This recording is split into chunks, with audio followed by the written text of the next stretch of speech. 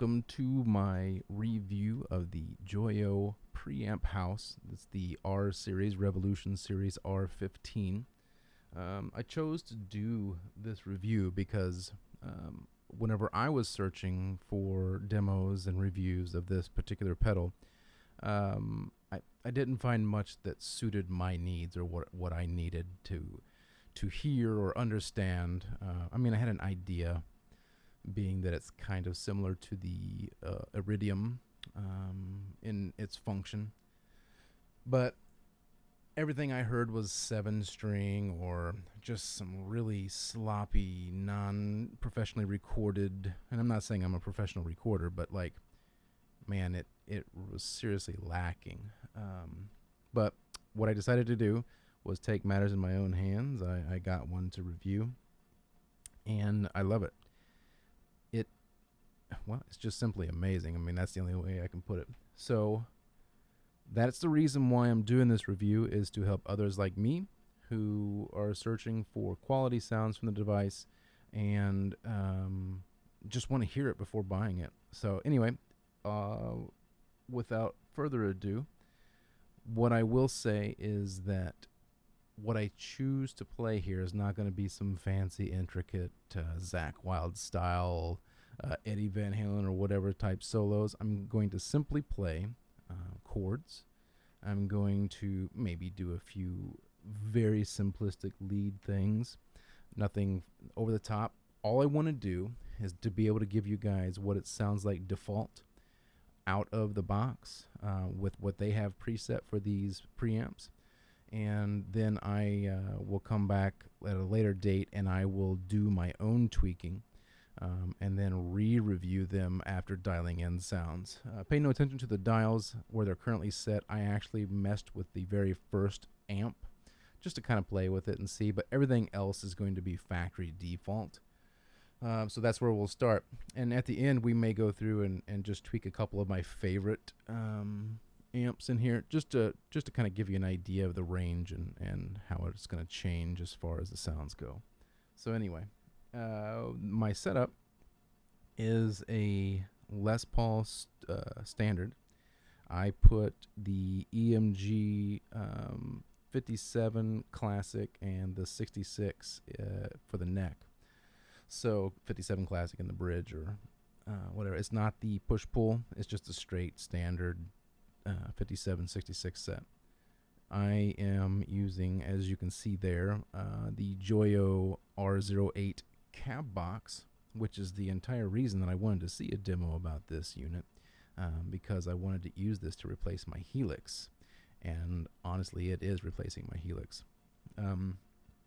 I am going to use one other effect pedal. I may do some delay, I don't know, but the other effect pedal that will be on is going to be my JOYO Atmosphere. I don't know if you're sensing a pattern here. I happen to like these JOYO pedals, but the Atmosphere, which is the R-14 reverb pedal.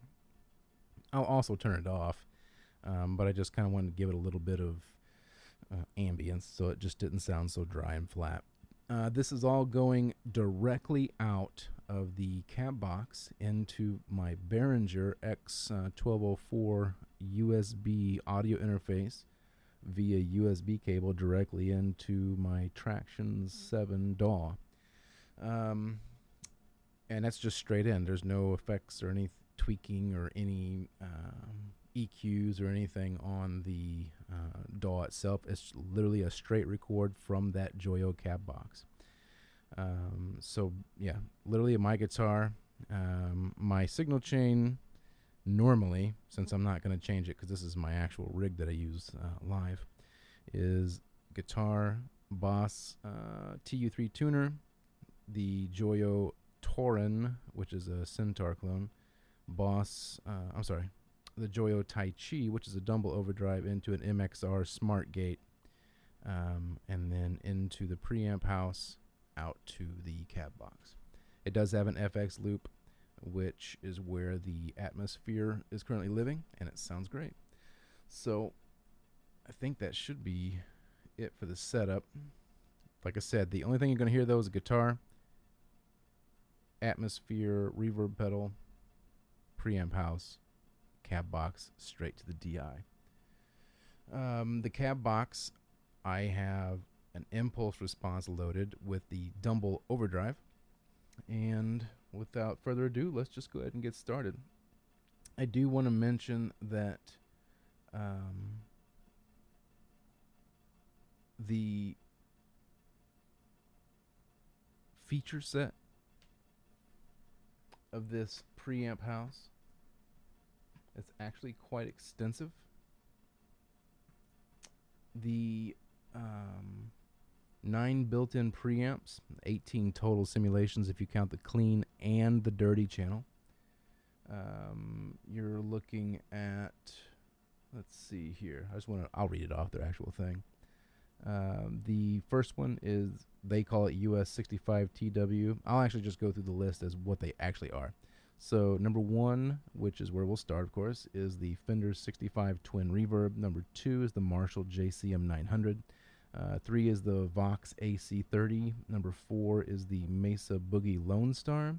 Number 5 is the Mesa Boogie Dual Rectifier. Number 6 is the EVH 5153. Number 7 is the Engel Powerball E645. 8 is the Orange Thunderverb 200. And 9 is the Friedman BE100, which is actually one of my favorites. It sounds really good, even with their factory defaults. So, other than that, let's go through some sounds. And again, simple playing, not going to be anything fancy. Some chords, maybe some power chords. Like I said, some little crazy stuff. So the first one is the Fender 65 Twin Reverb.